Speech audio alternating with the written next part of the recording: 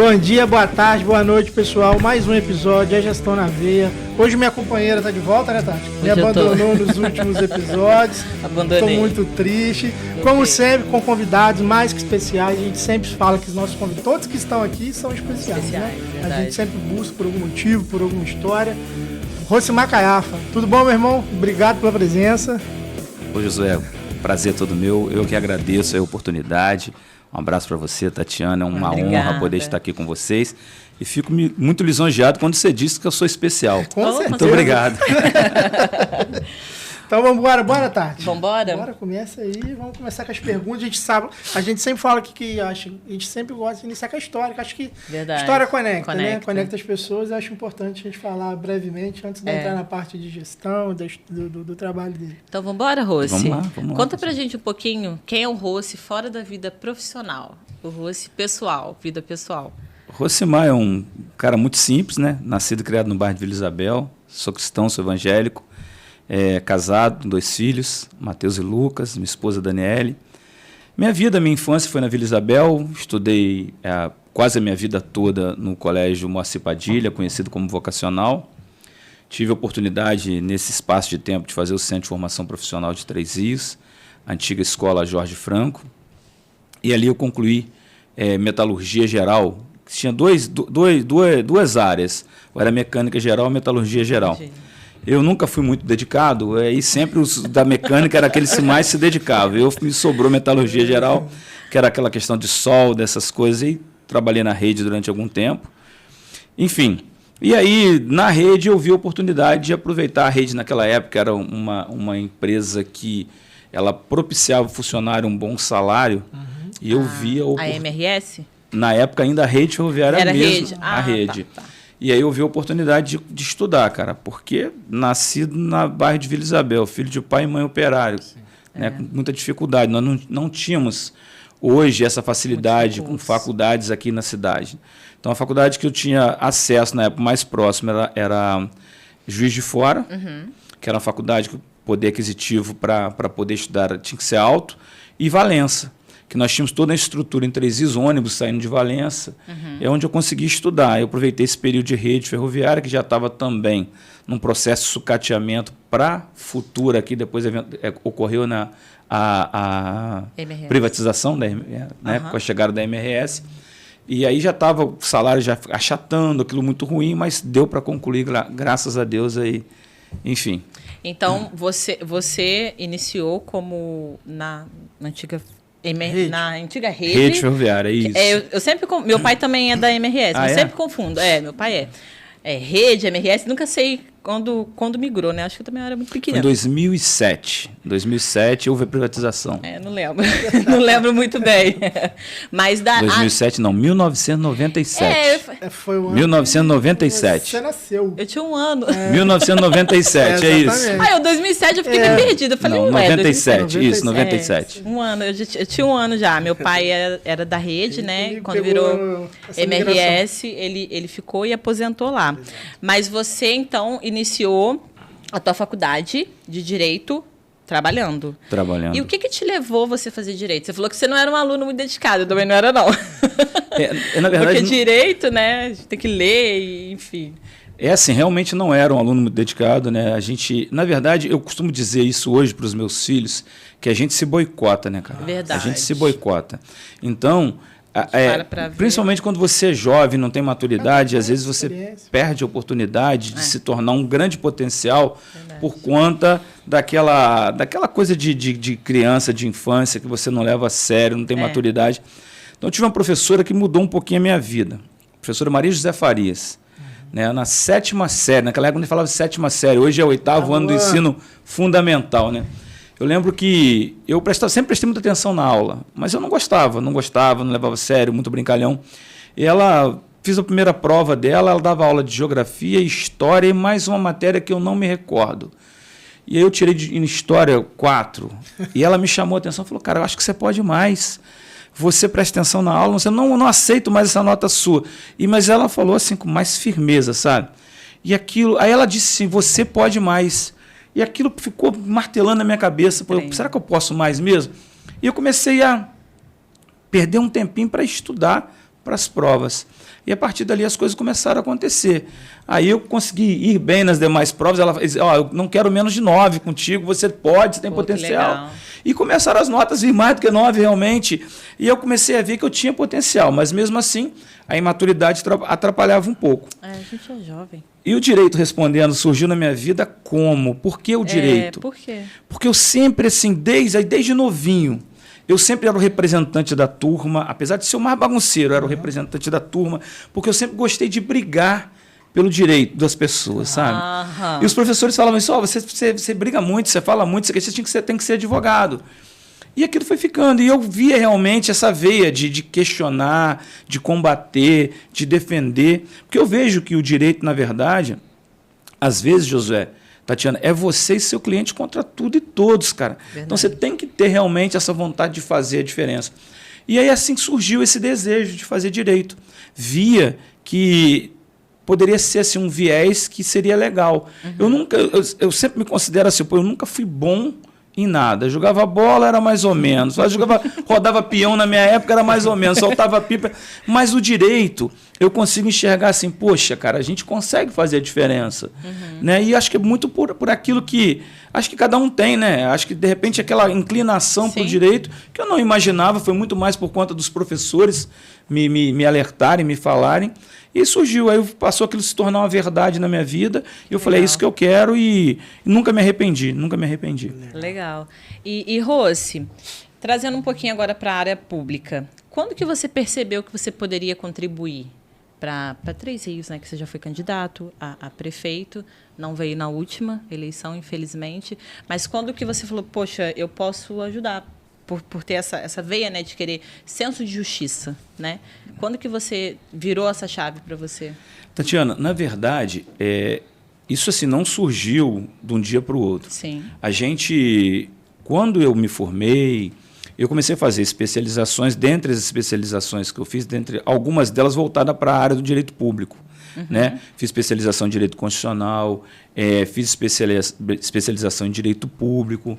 Então, enfim, eu sempre, muito tempo voltado ao direito administrativo, ao direito constitucional, e recebi o primeiro convite, em 2009, para assumir a Procuradoria-Geral do município de Comendador Levi Gasparian. Mas a Procuradoria-Geral ela tem um problema. Se você, na verdade, é o Procurador-Geral, você não pode advogar.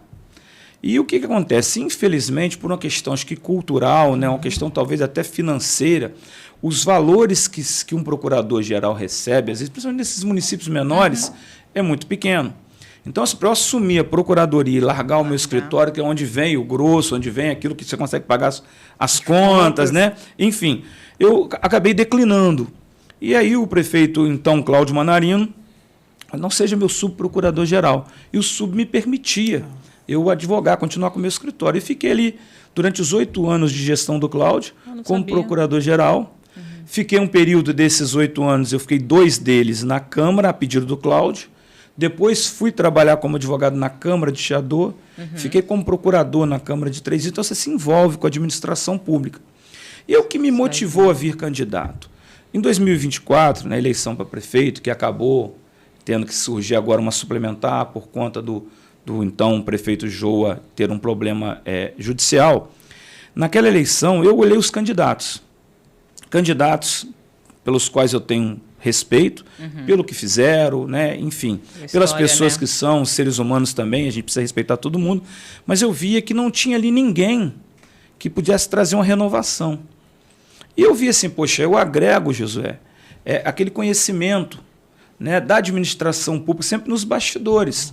Porque assim, eu sempre digo, o prefeito que não ouve o procurador, ele corre sérios riscos de ter improbidades durante a gestão dele. Então, a procuradoria acaba se envolvendo diretamente nas decisões do gestor. Entendi. Então, você acaba acompanhando muito de perto.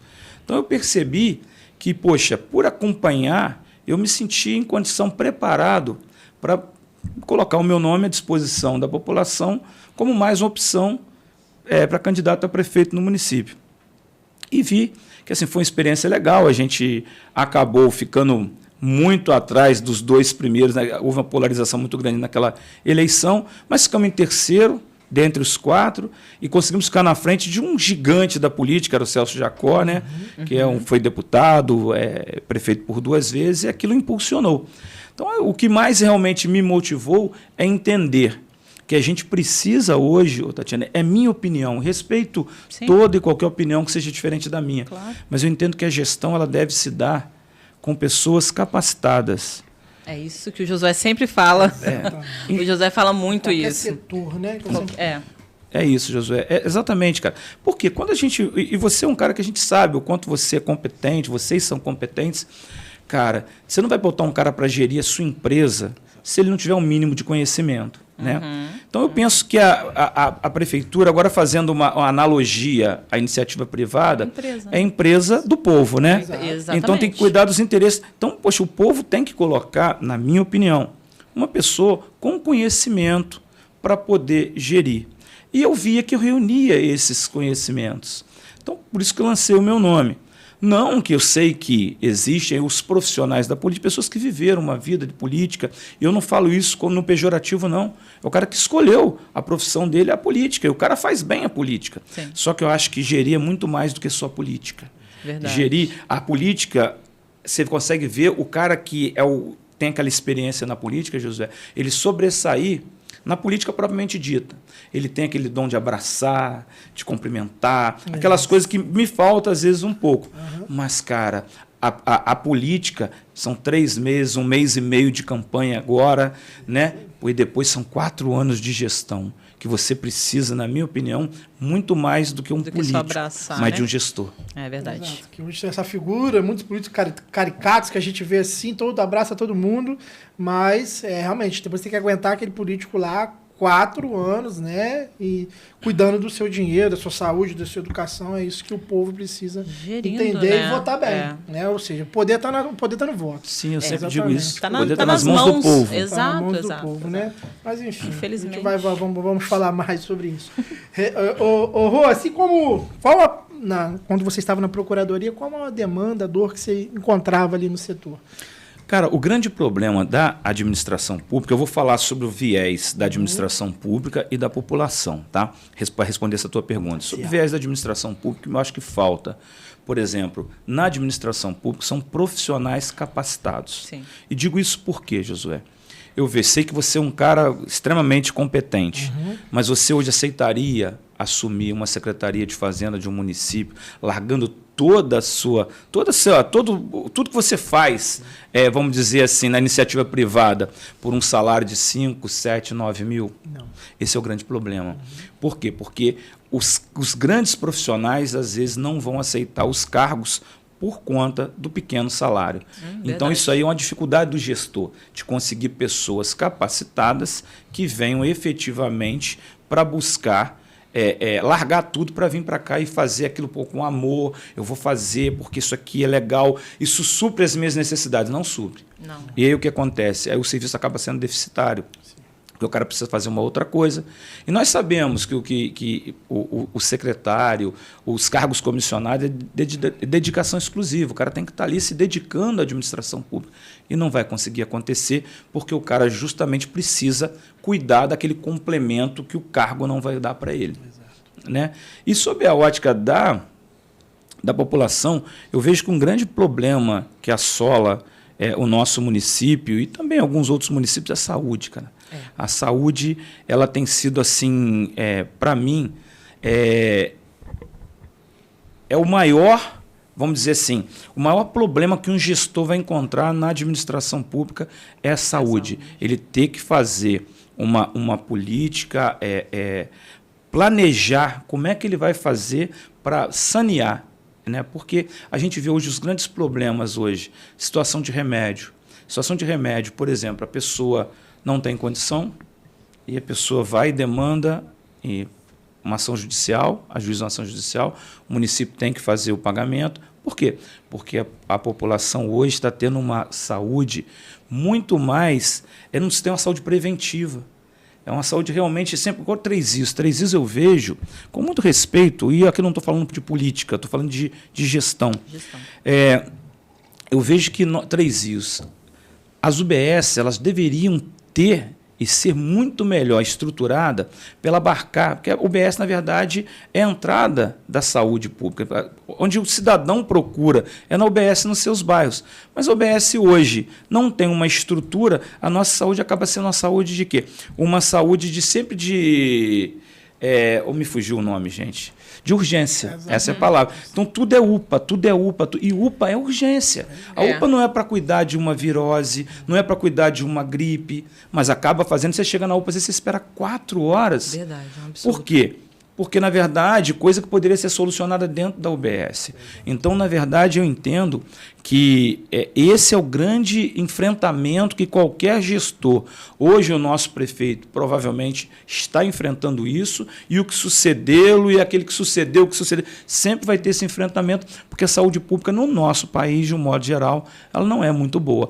Obviamente que temos exceções em alguns outros municípios cujo planejamento são melhores, e havendo um planejamento, eu acho que tende a mitigar, minimizar isso, mas sempre será uma saúde aquém daquilo que realmente a população precisa e merece, né?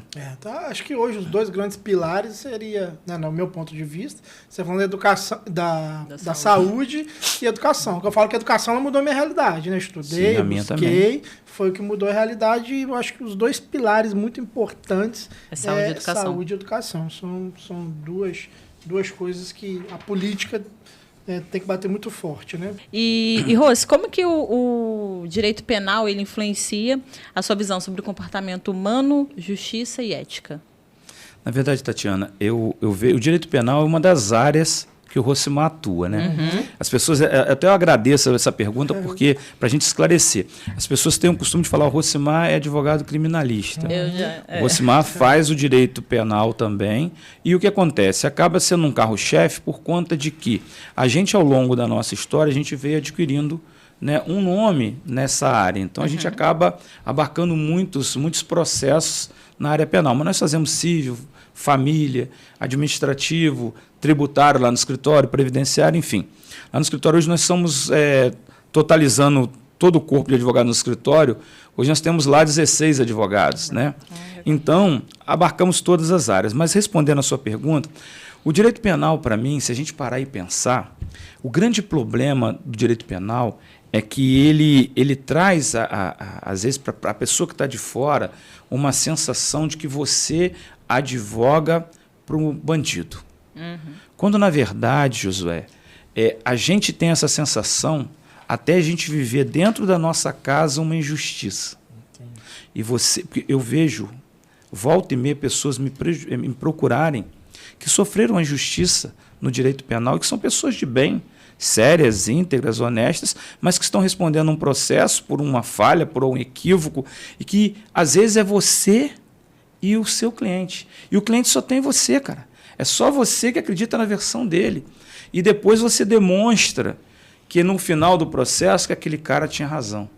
Cara, isso aí é muito interessante, porque eu digo que o direito penal, diferente das outras áreas, por exemplo, vamos pensar que você me procura por uma ação que teve aí um problema, que você comprou um produto e não lhe foi entregue. Cara, sim, você comprou um produto, não lhe foi entregue, você demandou, você pagou, você comprou. Então, cara, mas o seu prejuízo, ele se resume a 1.000, 300, 200, 500, 5 mil. Sim. Agora você pensa, cara, o cara passar 10, 15, 20 anos segregado o seu direito de ir e de vir, a sua liberdade. Então, o direito penal, eu sempre falo, cara, é uma área de muita responsabilidade. E eu vejo que muitas pessoas assumem essa área como advogados por conta de que é uma área que às vezes traz um retorno imediato, rápido, porque a pessoa te contrata e paga no ato da contratação. Sim. E uma demanda outra, por exemplo, civil, às vezes demora 15, 20 anos para você receber. Então, o que acontece? Eu digo que tem que ter uma responsabilidade, porque um erro no direito civil, ele vai te privar do direito de você receber 1.000, 2.000, 5.000, 10.000. Agora, um erro no direito penal vai custar a liberdade de uma pessoa inocente. Se a pessoa não foi inocente, beleza, mesmo assim você se culpa que você tem um dever. Mas assim, você consegue. Agora, se a pessoa foi inocente, meu irmão, provavelmente o advogado não irá dormir, né? Por uma vida. Então, assim, e eu entendo da importância, por quê? Porque a gente vive. O direito, eles são muito interligados às áreas do direito. A gente vive tudo a todo momento. Eu costumo dizer, por exemplo, que a gente levanta, vivendo o direito tributário. A gente já levanta, a gente olha, vai comprar um pão, você paga ICMS. Né? Você na sua casa, às vezes, está pagando IPTU. Já levantei, acordei, estou pagando IPTU. Tu entra no teu carro, IPVA. Né? E o que acontece? Os direitos se ligam. Então, por exemplo, eu vejo que o direito penal, as pessoas se ligam o direito penal à morte, ao homicídio, mas, às vezes, o não recolhimento de um tributo ou a não declaração te gera um processo criminal tributário. Então, estão interligados. Então, o advogado que faz o direito penal, ele advoga para aquela pessoa que está sendo acusada de um homicídio, por exemplo, mas também advoga para um empresário que, às vezes, por uma questão, diversas outras questões, você sabe muito mais do que eu, às vezes o cara não tem nem como pagar aquele tributo, ele vai ter, eu pago o tributo ou eu pago a folha de pagamento. Isso entendeu? mesmo, então, assim, é complicado. No Brasil é complicado, né? Muito complicado. A carga tributária é absurda, né, Josué? Vai aumentar mais ainda agora com a reforma tributária, a reforma da renda.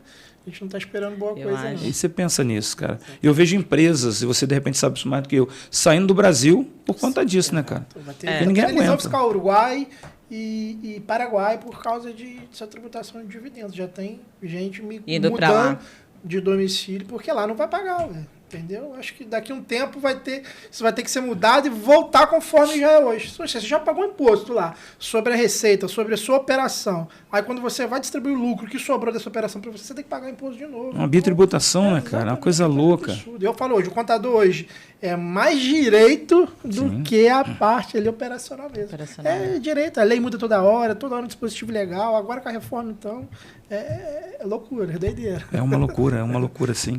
Não, gente, você falou aqui, você cortou ele.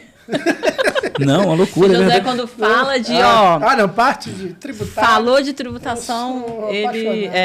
Pois é um brilho no olho. E mas você não pensa fazer direito, não? Já pensei, porque assim, eu acho muito ligado. Muito ligado. Principalmente ligado. Você, que tem essa expertise na contabilidade, essas coisas, ciências contábeis. Ciências contábeis. Então, assim, eu acho que se você começar a enveredar para essa área tributária, na minha opinião, tá? Eu não tenho essa expertise em tributário, quem faz é meu sócio, o André, por sinal ele é muito bom, mas assim, eu vejo que vocês, contadores, se começarem a fazer direito, enveredar para essa área tributária, eu acho que tem... casamento é legal, né? Perfeito. Verdade. E, Rose, você falou agora há pouco que em muitos casos é você e seu cliente contra tudo e todos. Você tem alguma experiência, assim, algum momento que te marcou, que você pode compartilhar com a gente? Assim, na verdade, eu tenho várias experiências. Eu tenho uma que eu quero escrever um livro, inclusive já pedi a autorização dessa pessoa. Um rapaz que hoje é médico, que na época era estudante de medicina, cujo amigo estava preso. Esse amigo era um policial militar, acusado de tentativa de homicídio. E ele tinha... O processo do júri era um procedimento bifásico escalonado. Ele tem 2 fases. Tinha encerrado a primeira fase, veio a sentença de pronúncia para submeter ele ao júri popular, aquilo que a gente costuma ver mais ou menos igual aos Estados Unidos. E o advogado dele era um coronel da polícia que não fazia júri, um coronel aposentado que não fazia júri. Esse rapaz chegou no meu escritório, o amigo, porque o réu, né, o acusado, estava preso, e eu entrei no processo dele. O rapaz preso, fora de 3 dias, no batalhão especializado da Polícia Militar, porque também era policial militar, acho que eu já falei isso. E assim, eu peguei o processo dele. No dia do júri, em 3 dias, esse júri ele não aconteceu porque um jurado disse que supostamente teria sofrido uma ameaça. Pegaram esse júri, desaforaram para Niterói. Mas na época tinham acabado de matar aquela juíza de Niterói, em São Gonçalo, que é a Patrícia Cioli, não sei se você lembra disso. Eu chego no juiz lá, falo com ele, doutor, nós vamos ter um problema. Acabaram de matar uma juíza de Niterói, em São Gonçalo, e as investigações diziam que eram policiais. Nós vamos julgar um policial aqui, de uma comarca do interior, esse cara vai ser condenado, doutor. Vamos desaforar, vamos mandar para a capital, pelo menos tirar aqui de Niterói, porque aquele fervor, aquela comoção social toda em cima disso. Ele falou assim, Rosimar, olha, eu sempre converso com o meu júri aqui para analisar cada caso. Hoje esse juiz é até um desembargador. E doutor Peterson, um cara muito centrado, falou, pode ficar tranquilo que não vai ter isso. Faça o seu trabalho, o Ministério Público vai fazer o dele, não vai ter isso. Eu falei, maravilha, então vamos acreditar. E fomos para o júri e o rapaz realmente foi absolvido. Graças a Deus não se comprovou. Cara, absurdo. No escuro, eu fui ao local, uma escuridão absurda, o cara dizia detalhes da pessoa que supostamente atirou, dizendo que viu, que não sei o quê. Então, assim, e esse policial dizia, não, pô, não fui eu, não tenho nada a ver com isso. Esse policial no bairro dele, que era a caixa d'água, ele estava repelindo muito o tráfico de entorpecente, e eu entendo que tentaram armar para ele. Isso, pelo menos, é o que eu acreditei. E conseguimos absolver esse rapaz. Esse rapaz preso, lá no presídio, ele conhece um coronel, e esse coronel, ele, por conta de contato com ele, começou a incentivar. Esse coronel é médico e especialista em... Oh, meu Deus, tem me fugido das coisas, que é a idade, cara. Cirurgia plástica. E o cara começou a servir como inspiração para ele. Ele começou a fazer medicina, se tornou cirurgião plástico. O cara é muito bom. Ele foi palestrar, salvo engano, nos Estados Unidos há umas 2 semanas atrás, me mandou. Que legal. E, cara, e eu falo assim, qual é o tamanho da sua importância? As pessoas não veem isso. Mas se eu não acreditar, ele fala sempre isso, ele me agradece por ter acreditado.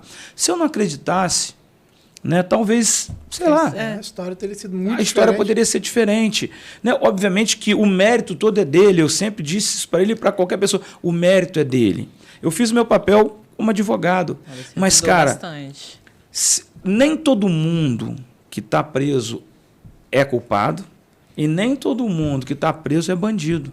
Eu costumo dizer, Josué, que você nunca vai ouvir falar, e eu também nunca vou ouvir falar de você, o Josué roubou alguém. Não vai. O Josué, ele traficou droga. Não vai, irmão. Porque você tem a tua postura. Mas ninguém está livre de uma lesão corporal e da prática de um homicídio. O trânsito é a prova disso, cara. Você vem no trânsito sem querer, você pode matar alguém, um acidente de trânsito. E então, nem enfim, por isso você é ruim. E nem por isso você é ruim. Na hora Não é verdade? Então, assim, infelizmente, há toda essa questão em relação ao direito penal, mas eu vejo, sempre digo isso para todo mundo. A gente critica, a gente aponta dedo até acontecer na nossa casa. Porque quando acontece na nossa casa, a gente vê, a gente precisa de um advogado criminalista. Verdade. E aí, obviamente, 3 Rios tem vários outros bons colegas, pessoas sérias, comprometidas. E 3 Rios, assim, falo com muita tranquilidade. As pessoas estão bem amparadas porque tem vários bons colegas. E é um direito da pessoa de defesa, né? A Constituição garante isso, inclusive. Exatamente. Né? Agora, obviamente, José, que nem tudo eu pego. Tem coisa que realmente eu não me sinto à vontade para pegar. Você abre mão. Não pego. O bom de ser advogado é isso, você Tatiana. Pode escolher. Você escolhe para quem você trabalha. Então, já chegaram pessoas no meu escritório e retrataram a situação. Eu falei, eu não vou pegar. Porque, intimamente, eu não me sentia bem, não me sentia à vontade. E, no fundo, como cidadão, o cidadão ia falar talvez mais alto que o advogado. Eu quero que esse cara seja preso. Então, eu optei por não pegar, obviamente, porque se eu pego, eu tenho que fazer o meu melhor. E eu não gostaria de estar envolvido naquela situação que chegou naquele momento. Legal. Então, faço essa análise, entendeu? Legal. Voltando aqui para a administração pública, né? Porque eu gosto muito dessa parte de gestão. Para você, o que é ter uma gestão pública eficiente? A gente está sempre falando ali nessa questão de parar com o que eu acho que tem que ser tratado como uma prefeitura, um governo tem que ser tratado como uma empresa. Mas para você, que você acha? Josué, vejo que é uma preocupação, inclusive, se a gente parar e pensar, de toda, vamos dizer, do Estado de Direito, de um modo geral. Porque você analisa a Constituição da República, a Emenda Constitucional 19, ele pegou o princípio da eficiência, que antes não existia, pegou a eficiência e levou a qualidade de princípio. A eficiência se tornou um princípio. Era legalidade, impessoalidade, moralidade, publicidade, e veio a eficiência, o mais novo princípio constitucional administrativo. A administração pública, eu entendo, e eu falo com muita tranquilidade quanto a isso, meu amigo, porque eu entendo que a gente tem que parar de olhar a administração pública como administração pública. A gente tem que olhar a administração pública como empresa privada. Obviamente, aqui não é um cara atécnico falando, o Rosimar está falando que besteira que ele está falando. As pessoas podem ouvir e achar que é uma besteira. Sim, podem achar que é besteira. Mas eu entendo Porque a administração pública ela não foi feita para dar lucro. Mas se a gente evitar que ela tenha prejuízo, já está de bom tamanho. Sim. Então, quando o cara gere com eficiência, eu entendo que você consegue levar um serviço público de qualidade àqueles que efetivamente são os destinatários do serviço público, a população. E, principalmente, José, quanto mais baixa a renda, mais necessidade tem da administração pública, da presença do poder público. Eu vejo que, às vezes, o cidadão, saúde, o cidadão que tem condição de ter um plano de saúde, ele não vai esperar pela saúde pública. Não vai, amigo. Ele nem vai, na verdade. Ele nem vai. Então, ele não vive. Eu não vivo, na minha vida, Rocimar, pessoa, eu não vivo os problemas da saúde pública se eu não tivesse o interesse por um viés político, porque eu não vivo, eu tenho um plano de saúde. Sim. Mas a regra não é se ter o plano de saúde. Bom seria que ninguém tivesse plano de saúde. Bom seria que todos pudessem ter uma saúde de qualidade.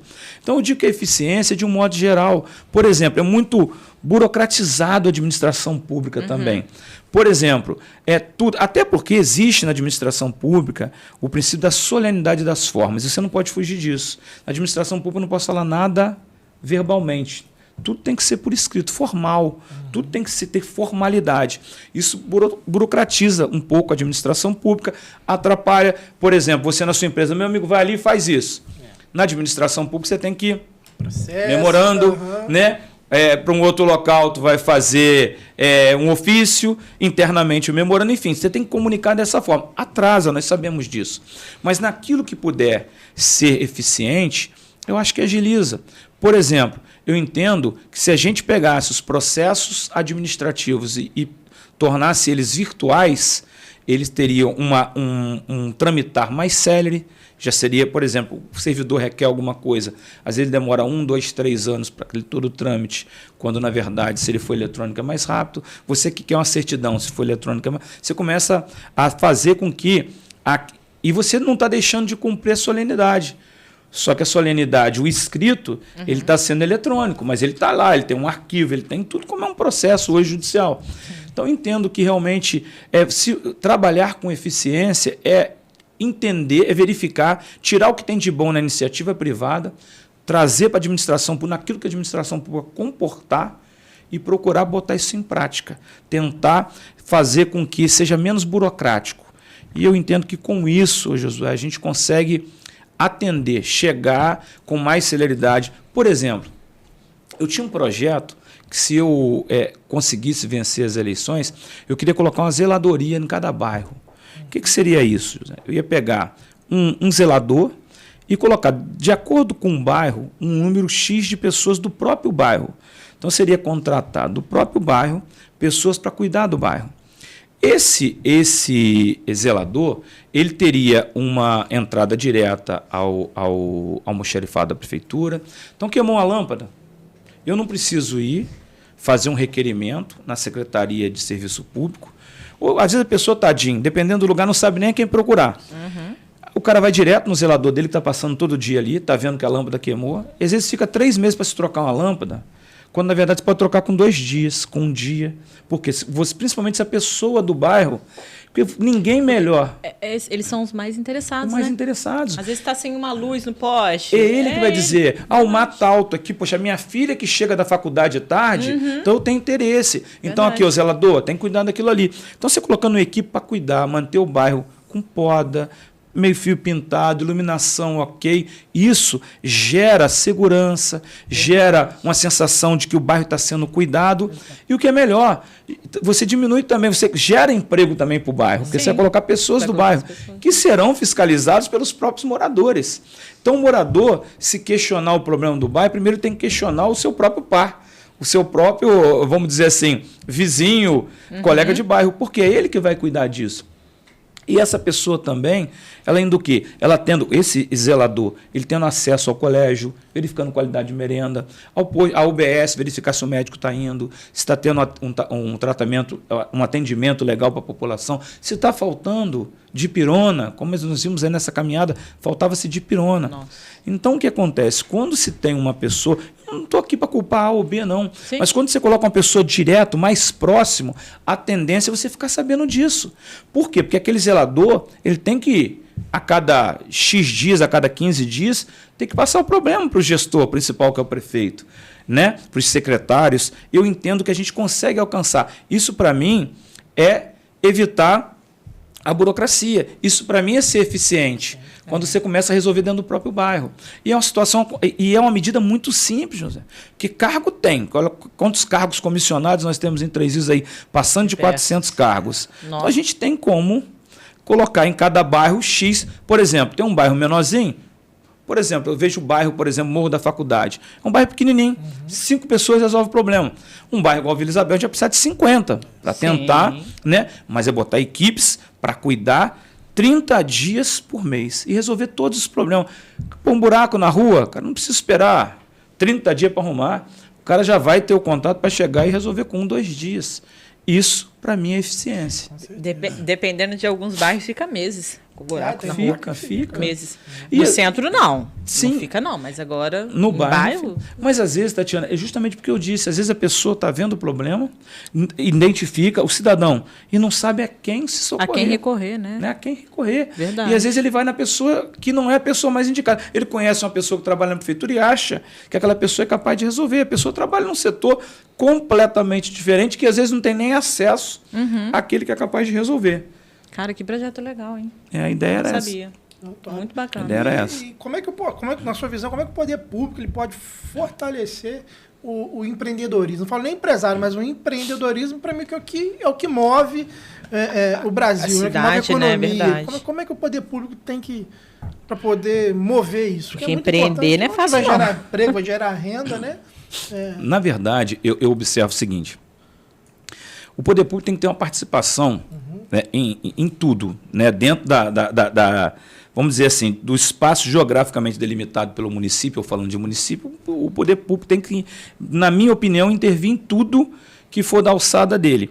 E empreendedorismo é importante para o município, porque empreendedorismo gera emprego, fomenta a economia. Então, eu entendo que mais uma situação, desburocratizar essa questão de se criar uma empresa, você começar em Três Rios, por exemplo, eu verifico, às vezes o cara quer trabalhar, você vai fazer um requerimento, aí a tendência é demorar um determinado, tentar diminuir esse tempo, tentar fazer com que cursos, fazer um convênio, orientar, o cara vai fazer o quê? O cara vai empreender no quê? Em qual área?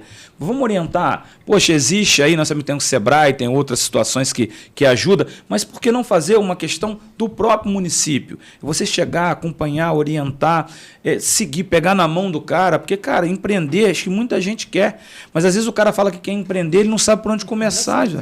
Cara, e eu estou falando... Eu não estou falando de pessoas que têm pouca cultura, não, amigo. Pessoas, às vezes, que têm uma cultura e, às vezes, o cara não sabe o trâmite. Vai ter que vir em você, porque você vai orientar, vai ter que vir no outro. Então, cara, se monta uma equipe, obviamente, na administração, para poder dar esse respaldo inicial, orientar, estudar. Pô, cara, eu quero aqui empreender na área tal. Cara, Três Rios já está muito sobrecarregado disso. Por que já pensou nisso? Alguma coisa que seja similar, já pensou nisso? Ter aquela orientação e facilitar. E tentar o quê, cara? Eu entendo também que a gente precisa... Obviamente que não existe a lei de licitação, existe tudo isso, mas, cara, a gente tem que tentar priorizar os prestadores de serviços locais, aqueles fornecedores de material. Por quê? Porque, na verdade, por exemplo, tem coisas, existe mecanismo, dependendo de um determinado valor, é uma carta convite, dependendo de um determinado valor, a gente pode fazer de uma outra forma.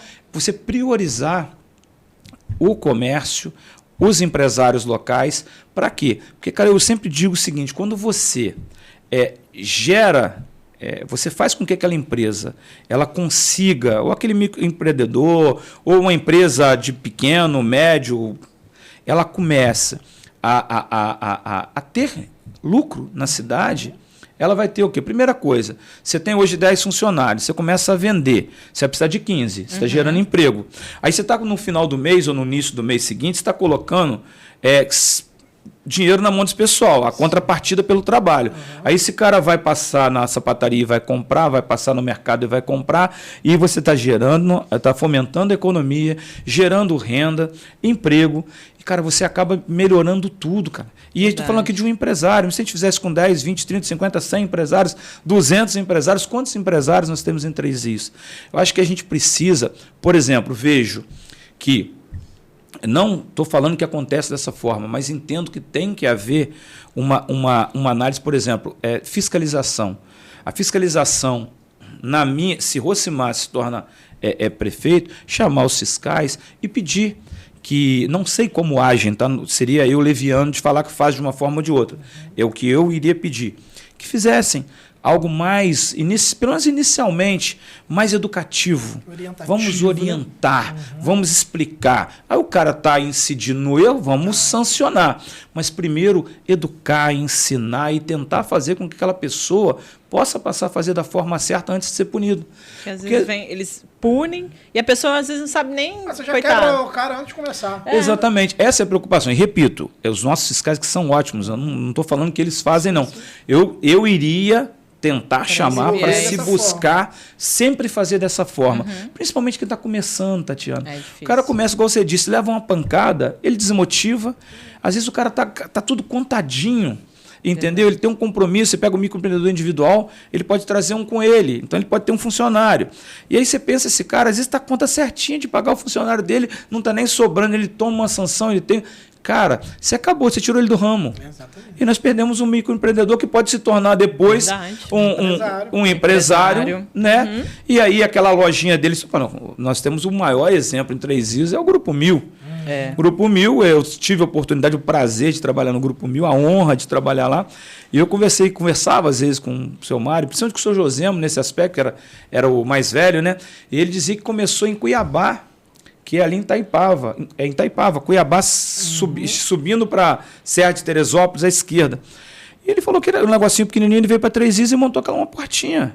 E virou esse colosso. Agora, se tivesse na origem ele tomado uma pancada, talvez não teríamos frustrado esse sonho. E hoje eu não sei quantos mil empregos tinha, mas na época eu trabalhava no Bramil, era 3 mil empregos, eu sei que chegou a quase 5. Então, 5 mil empregos é muita geração de emprego. Né? É verdade.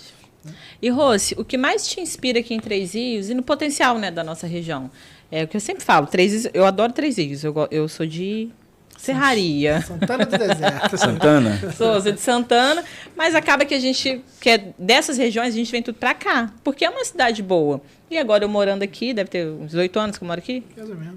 Uns 7, 8 anos. Eu gosto muito daqui, sabe? Mas o que te inspira aqui em 3 Rios e qual o potencial que você vê aqui? 3 Rios, Tatiana, geograficamente falando, é um município privilegiado, né? Verdade. Né? Então, a gente vê que 3 Rios hoje, por conta disso, ele tem um comércio muito forte. O comércio de 3 Rios aí ele se compara ao comércio de cidade grande. Sim. Né? Comércio muito forte. Nós temos grandes magazines aqui em 3 Rios. Né? 3 Rios tem uma parte, vamos dizer assim, industrial também bem legal. Obviamente, quanto mais empresa, melhor, mas existe. Eu observo que a gente precisa, em 3 Rios, obviamente, trabalhar alguns outros pontos. Por exemplo, eu vejo que 3 Rios, muito pouco, quase nada, praticamente nada, se explora o turismo. Cara, 3 Rios, ele tem um potencial turístico enorme. Se a gente pegar o encontro dos 3 Rios, por exemplo, nós estávamos até conversando, eu e o Juarez falou isso muito na campanha dele. Deixar até um abraço para o Juarez. E aí, Josué, por exemplo, o encontro dos 3 Rios. Muitos trienses não conhecem o encontro dos 3 Rios. E eu já fui no encontro dos 3 Rios. Eu cheguei no meio de um mato e não consegui identificar nada. Se você pega aquele lugar, você explora, você, obviamente, uma parceria público-privada, você coloca ali, igual é feito na cascata de Foz do Iguaçu, um local para a pessoa chegar até o encontro, você verificar isso e, paralelamente, ali você desenvolver o raft, outras atividades, você já está trazendo. Aí ali, dentro daquele espaço, tu já coloca ali atividades como tirolesa e outras coisas mais voltadas a esse esporte mais radical. Eu acho que começamos ali. Nós temos pontos em 3 Rios que pode ser explorado, por exemplo, a Lagoa do 21. Eu estava conversando lá com o rapaz, salvo engano, são 28 quilômetros de espelho d'água. O pessoal vai de jet? Onde vai de jet ali, mas ele começa o espelho d'água, depois um pouquinho do Encontros Três Rios. São 28 quilômetros. Se você pega e você faz aquele transporte, aquele passeio de embarcação, visitando pontos, aí ali você faz com que a pessoa da determinados lugarzinhos que não tem acesso ao emprego, tem dificuldade, começa com artesanato a vender, ou a vender uma rapadura, a vender um queijo, a vender uma goiabada. Você começa o quê? A fomentar não só o turismo, mas também a economia. E você explora isso que não é explorado. E nós temos vários outros pontos. E aí você observa que, junto ao turismo, cara, a gente fala de geração de emprego. Por que, Josué? Por exemplo, você é empresário. Você vai precisar de alguém para trabalhar contigo. Você vai precisar de um cara que tem um certo conhecimento. E às vezes o que acontece? O turismo não. O turismo, às vezes, cara, você faz um curso rápido com a pessoa se torna uma camareira, a pessoa vai desenvolver, vai vender um negocinho, vai vender, ela mesma fabrica e ela vai botar uma banquinha e vai vender. Você começa a gerar emprego, renda, fomenta a economia com o turismo. E eu observo, cara, não sei se você já foi a Canela, em Gramado. Não. Eu fui, cara. Canela, Gramado é muito bonito, né? Mas Gramado era aquele lugar romântico, né? O frio. Canela é um local próximo a Gramado, que tem, eu vi lá num buraco, lá embaixo, é tipo um canyon, lá embaixo um espelhozinho de água, parece até um fiozinho de água, que tão alto. Aí o cara olhou aquilo e falou, vou fazer uma plataforma de vidro aqui. E fez uma plataforma de vidro. E você chega ali de cima e você começa, parece que você está flutuando. E naquela plataforma, a pessoa acessar aquela plataforma, ele tem que pegar uma estrada. Aí começaram a fazer. Agora, turismo não... É um turismo que foi criado, fabricado, né? Aí o cara coloca ali um parque da NASA, coloca um parque da NBA, coloca um parque de não sei o quê, E o que acontece? A pessoa chega lá, a pessoa não consegue dar conta. Você fica 5 dias, não consegue ir em todas as atividades. E todas elas, meu amigo, é 150 para entrar, é 170, é 200. Então, cara, gera emprego, gera renda, fomenta a economia. Então, eu acho que o turismo em Três Rios precisa muito ser explorado. Entendo que outras coisas mais, né? A gente tem Três Rios, foi muito conhecido também pelo esporte. Né? Nós tivemos 2 times na primeira divisão do estado do Rio de Janeiro. Entendo também que o esporte é um viés. Na verdade, Três Rios tem um potencial em todas as áreas.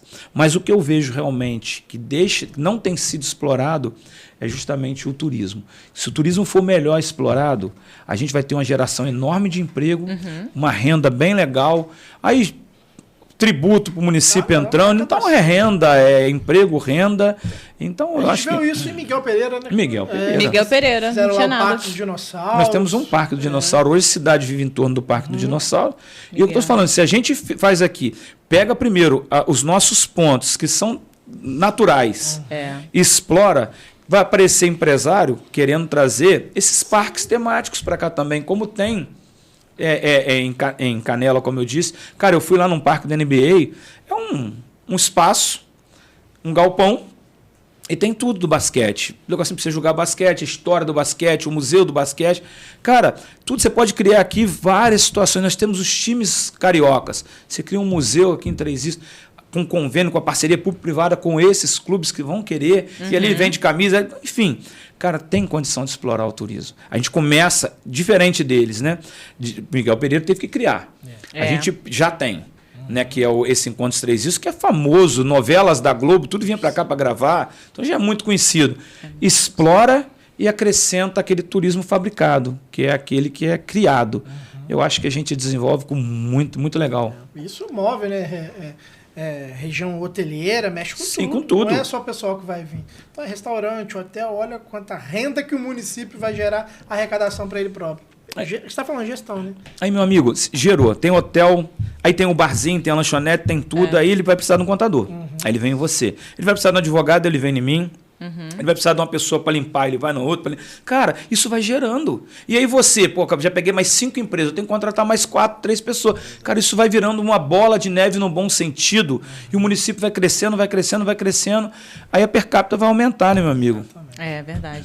E, Rose, você tem vontade de vir a prefeita novamente? A se candidatar, né? Tatiana, veja bem, tenho sim. Tenho. Na verdade, eu não vim nessa última vez porque me tomaram o direito de vir. Né? Eu estava num partido, eu até gravei um vídeo nesse sentido, eu não vou falar nomes, né?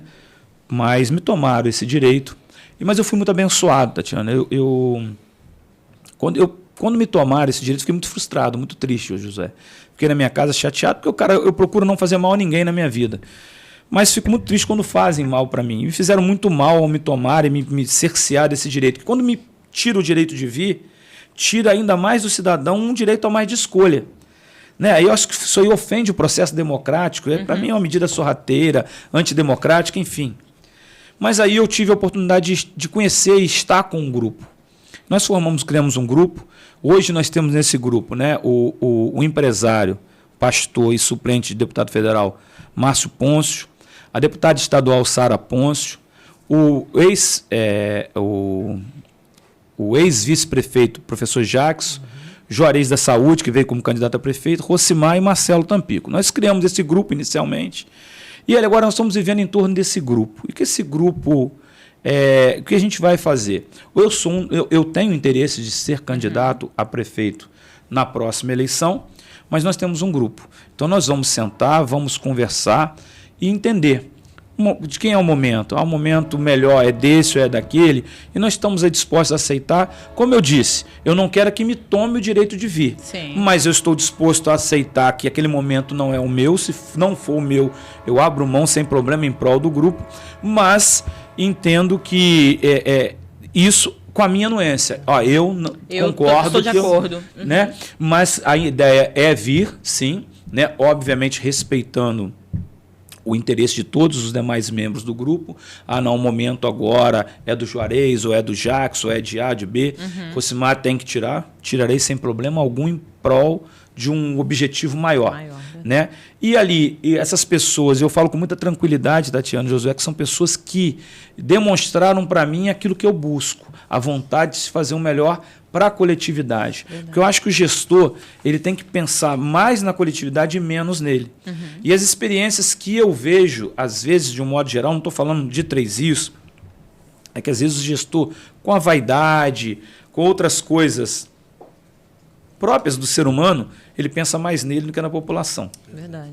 Esse grupo não, Josué. É um grupo que está voltado em se buscar o melhor. E ainda que o melhor seja eu ficar de fora, se eu tiver que ficar, eu ficarei. Mas a intenção é vir. Né? Eu vi até que a Sara fez há pouco tempo. Lá na Boa União tem aquele hospital, aquela obra. Tá parada, não tá? Que tá parada. Eu vi que eu achei até bem bacana o que ela fez. Não sei se vai surtir algum efeito, como é que vai ser. Aquela obra ali é prefeitura? Aquela obra ali, na verdade, é uma obra que é um Hospital da Mulher, né, que seria uma obra construída pelo município, mas a renda, ou parte da renda, eu não sei precisar, ela veio do Estado. Né? E aí, eu estive até analisando, juntamente com o Juarez, para não ser leviano, eu sei que ali tem mais de 20 milhões que veio de emenda para se construir o hospital. Tá? E o hospital está lá no pé que está. Então, quando a gente... Esse recurso, então, já veio para o município? Já veio para o município. 20 milhões. 20 milhões de reais. E tá lá. Não, é um pouco mais, tá? Eu só não quero falar valor, tentar ser exato aqui e acabar fugindo um pouco, as pessoas me chamarem de leviano, enfim. Mas tem mais de 20 milhões. Isso veio para se construir e hoje está paralisado porque foi rescindido o contrato com uma empresa que prestava esse serviço. Né? Essa empresa ela prestava o serviço e aí houve uma rescisão unilateral, que há uma possibilidade da administração pública fazer isso, mas o que me causa um pouco de estranheza, e é preciso que eu fale isso, né? É que essa empresa continua prestando serviço em 3Is. Quando uma empresa você tem que rescindir um contrato porque ela não está cumprindo, eu entendo que ela se torna inidônea para prestar serviço para a administração pública, mas ela é a grande prestadora de serviço no município. Então, isso me causa estranheza. Mas, obviamente, isso não cabe ao Rosimar analisar. Eu, na qualidade de cidadão, e agora eu estou aqui na qualidade de cidadão, eu questiono, acho que os grandes problemas que acontecem, eu vejo mães perdendo crianças em 3Is porque não tem uma UTI neonatal. Eu vejo mães tendo aí um pré-natal de não tão boa qualidade, justamente por falta desse Hospital da Mulher, que teria, salvo melhor juízo, 10 leitos de UTI neonatal e 10 leitos de UTI adulto. Só que se você pega 10 leitos de UTI adulto para mulheres, você desafoga o hospital. Sim. Entendeu? Então você acaba liberando vagas de adultos de mulheres no hospital para homens. Então eu acho que resolveria grande parte da demanda de 3IS, principalmente esses 10 leitos de UTI neonatal. Então acho que realmente quando a deputada Sara veio justamente com o deputado Rodrigo Amorim e fez aqueles questionamentos, foram questionamentos fidedignos, foram questionamentos verdadeiros. Não estou aqui para falar de política agora. Criaram-se uma porção de história. O contexto em que foi falado algumas coisas, eu estava e não foi nada daquele que se divulgou. Então, eu estava no momento que se falou. Mas eu respeito a opinião de cada um. Mas o grande problema ali, o Josué e Tatiana, é que se tentaram tirar o foco do verdadeiro problema para se criar um problema para poder colocar uma cortina de fumaça onde o problema de fato existe. O problema que nós vivemos hoje é que tem um Hospital da Mulher para ser construído, paralisado, e que já caiu o dinheiro do Estado em termos de mais de 20 milhões na nossa cidade, nos cofres do município. E resta saber indagar onde está esse dinheiro. E, em contrapartida, se criaram uma cortina de fumaça para poder atacar uma pessoa que, teoricamente, tinha falado uma coisa, não com a conotação que falou, para poder vitimar uma pessoa. E é assim que, infelizmente, é a política. E essa parte da política eu não gosto. Isso realmente me incomoda muito. A gente está falando aqui de cidadão. Eu, como cidadão, eu vejo o quê? Na formação de equipe. Saiu até agora para a listagem, né, dos secretários e tal. Você, como se você fosse prefeito, vamos falar dessa forma.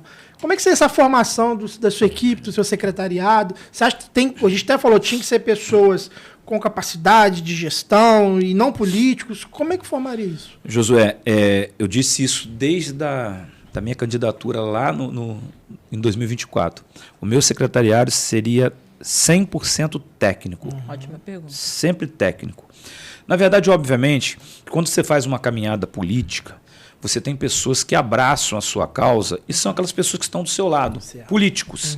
Obviamente, que são pessoas da sua confiança e teriam pessoas da minha confiança comigo, que caminharam comigo, teriam, mas não ocupando cargo dos quais não está preparada.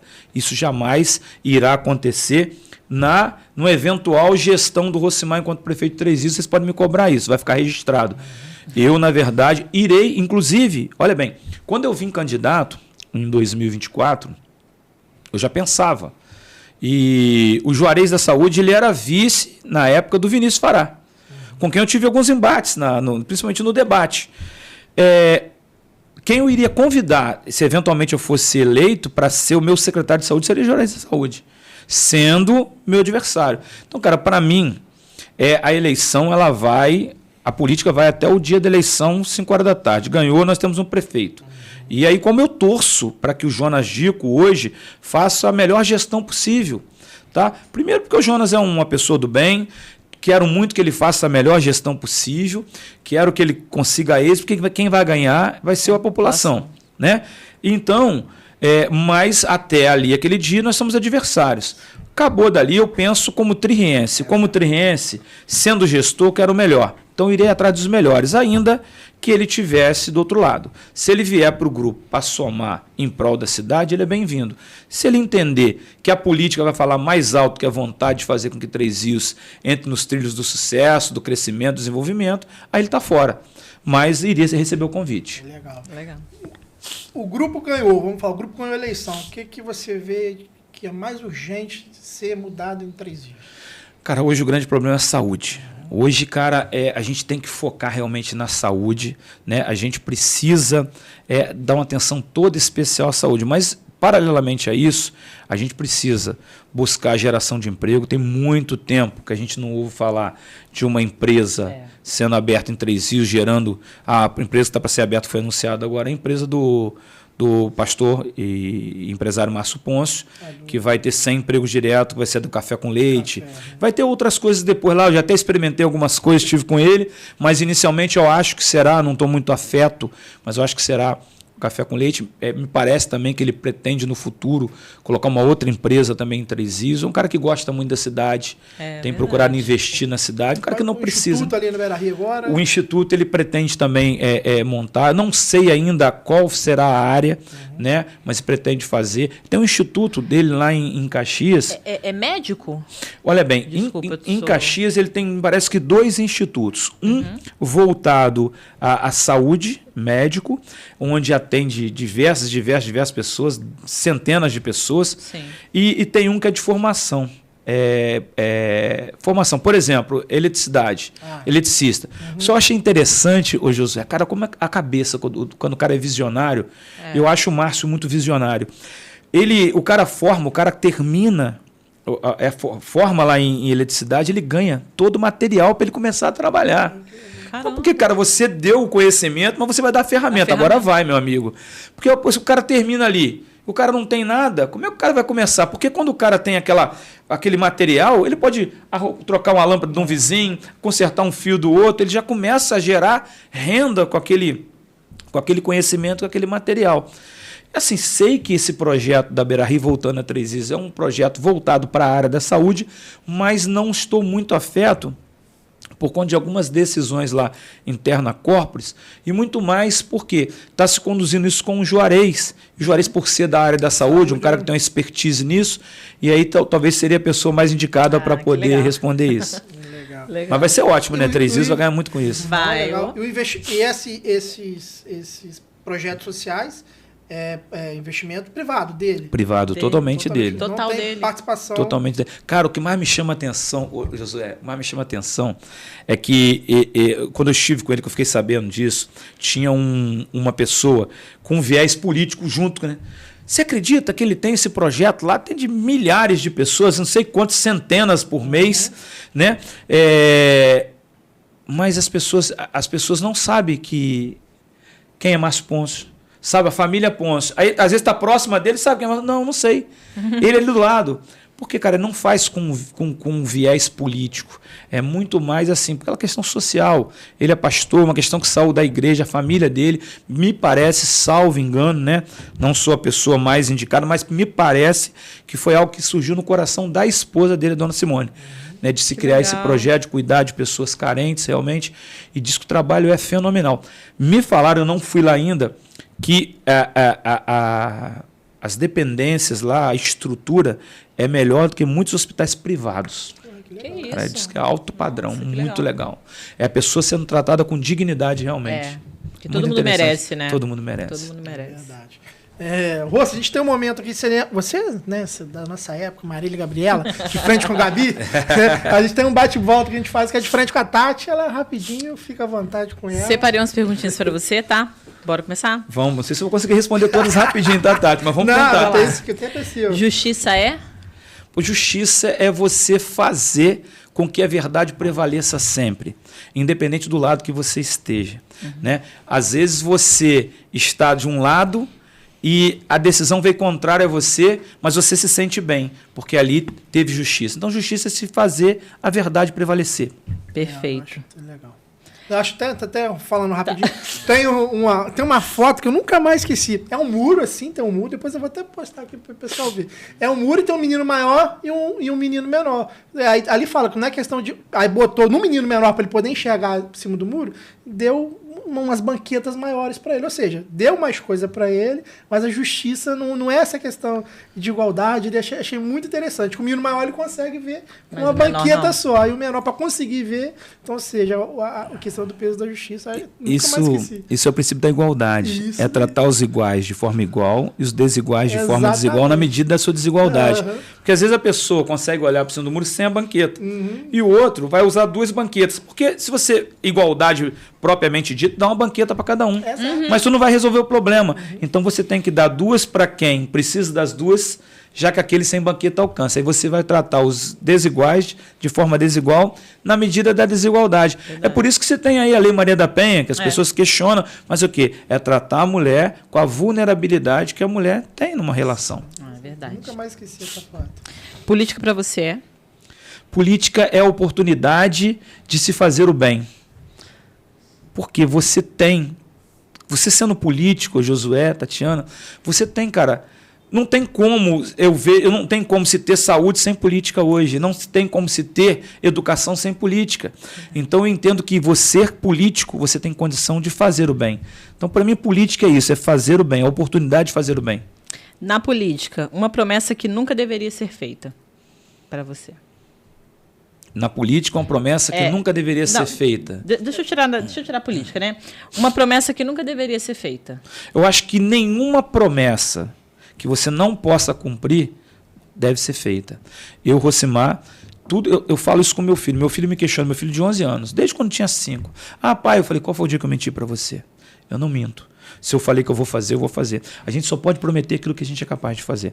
Então, por isso que na qualidade de político, que quer que seja, eu pretendo fazer. Agora, se eu disser que eu vou fazer, eu vou fazer. Legal. Se você pudesse mudar uma coisa agora em 3 eixos, qual seria? A saúde, sem sombra de dúvidas. Perfeito. Um valor que você não negocia? O meu caráter, a minha palavra. Um líder que te inspira? Mais de um, pode ser. Cara, eu tenho vários líderes, mas assim, recentemente eu estou tendo muito contato com o pastor Márcio Pôncio. E eu não conhecia. E assim, eu tive uma impressão muito, muito boa a respeito dele, porque ele é um líder como empresário, um líder como pastor. E, cara, a forma que ele conduz, sempre dentro daquela tranquilidade, daquela coisa assim, inspirado por Deus realmente, sabe? Então isso chama muito a minha atenção, porque eu não consigo, às vezes, ter aquele autocontrole que, às vezes, um líder precisa ter. Para quê, Josué? Porque só você, no pleno controle da situação, você consegue dar a solução que o caso precisa, necessita, né? Então eu vejo que ele sempre tem aquele pleno controle da situação. Sereno, e né? é muito sereno. É verdade. Eu passei uma situação inusitada, todo mundo muito tenso, ele com a perninha dobrada, tranquilo. E eu falei, caramba, cara, eu quero ser assim. Então ele me inspira muito por conta disso. Legal, legal. Uma frase que te acompanha, Rossi. O sonho que se sonha só é um sonho. Um sonho que se sonha em conjunto se torna realidade. Eu acho que a população, por exemplo, eu falo isso muito pela política. Eu sonho em ser prefeito, eu preciso que sonhem comigo. Se a população sonhar comigo, isso vai virar realidade. Nós poderemos transformar aí o futuro da nossa cidade. Poxa, legal. E a última aqui para finalizar, o que é gestão para você? Gestão, para mim, é você conseguir. Eu não sei se eu estou falando de um gestor, né, cara? Então, se eu falar besteira, que você me desculpe. Vocês, né? Na gestão, para mim, é você conseguir lidar bem com os problemas para que aqueles problemas se tornem soluções. Então, assim, não sei se eu estou explicando da forma... É um leigo, né? Assim, não tenho a tua experiência. Mas entendo que é isso. É você saber lidar com os problemas de uma maneira diferente, porque nem todo mundo nasceu para ser gestor. Verdade. Né? Então, você saber lidar com o problema e tirar daquele problema uma solução que talvez só você, na verdade, talvez não, na grande maioria das vezes, só você tem condição de resolver, porque se colocou naquela condição de gestor. Então, é isso, é transformar o problema em solução. Exatamente. Legal. Resumindo mais ainda, gestão dá resultado. É isso daí. É transformar um problema em uma solução. Perfeito. Rossi, irmão, obrigado pela presença, tá? Fico muito feliz de você estar aqui. Para mim, o bate-papo foi ótimo. Por mim, ficava aqui mais 1 hora ou 2. Foi muito bom. A gente gosta muito de estar aqui com as pessoas, porque sempre quem está aqui desse lado, sempre de alguma forma traz algum conhecimento, contribui com a gente. Eu absorvo, eu falo que eu saio daqui cada vez mais inteligente, porque sempre pessoas especiais. E aqui a sua câmera, tá? Eu queria que você deixasse um recado, onde as pessoas te encontram. Fica à vontade aí. José, inicialmente, antes de eu virar para lá, eu queria te agradecer essa oportunidade, o convite. Falei algumas vezes contigo, essa correria, essa loucura de agenda. Final de ano, então, é uma loucura. Queria agradecer a Tatiana também. Aqui estou em casa, me senti muito bem, muita vontade. Muito obrigado de verdade, muito obrigado por me permitir falar, que às vezes a gente não tem voz, né? E aí você me deu voz para falar aqui. Muito obrigado, de verdade. Que Papai do Céu continue abençoando vocês, né? Para que mais e mais pessoas possam vir aqui, possam externar um pouco da sua vida, aquilo que tem de conhecimento para trazer, porque certamente, se uma vida for transformada através do seu podcast aqui, eu acho, cara, que já foi algo tremendo. E eu tenho certeza que se as pessoas pararem para ver, vão tirar muitas coisas de cada coisa que vai ser dita aqui, que for dita, que foi dita, que está sendo e que será. Então, parabéns por ter essa iniciativa, você, Tatiana, parabéns pelo sucesso, parabéns por vocês e por ter, assim, tido aí a lembrança do meu nome. Muito obrigado de verdade. A gente agradece. Bom. Agora eu falo para lá. Vai lá. Você é cidadão triense, dizer que é um prazer estar aqui com Josué, com a Tatiana. Sou advogado, como ficou claro aqui. Meu escritório fica ali em frente ao Banco do Brasil, Shopping Três Rios, cobertura número 2. Rosimar faz criminal sim, mas não faz somente criminal. Nós temos todas as áreas praticamente. Será um prazer. Se precisarem de alguma coisa, estou à disposição. E enquanto futuro gestor, quero dizer que me coloco sempre à disposição da sociedade, da população. Quero muito um dia ter a oportunidade de me colocar ou de me tornar prefeito dessa cidade e me colocar na condição de tentar mudar um pouquinho da vida de cada um de vocês. Se um dia me der essa oportunidade, a gente deixar um pouquinho de lado a velha política, aquela que vem de 4 em 4 anos, mas mudar para aquela que realmente está com vontade de fazer, de gerir, de fazer o melhor por cada um de vocês. E saiba que tudo aquilo que vocês, todas as dificuldades pelas quais você passa, eu já passei. Nascido e criado na Vila Isabel, filho de pai e mãe operário, então todas as dificuldades que você passa, eu já passei. Então acredito que eu tenha condição, pelo menos eu saiba aquilo que te aflige. E estamos aí para tentar mudar. Que Deus abençoe cada um de vocês. Pessoal, então é isso. Mais um episódio, a Gestão na Veia. Siga a gente, compartilhe. Estamos no YouTube, Spotify, tá? E siga a gente, compartilhe. Agora lembrando que o Instagram, ele é separado, é Gestão Podcast. Valeu, pessoal. Obrigado. Tchau, tchau. Valeu.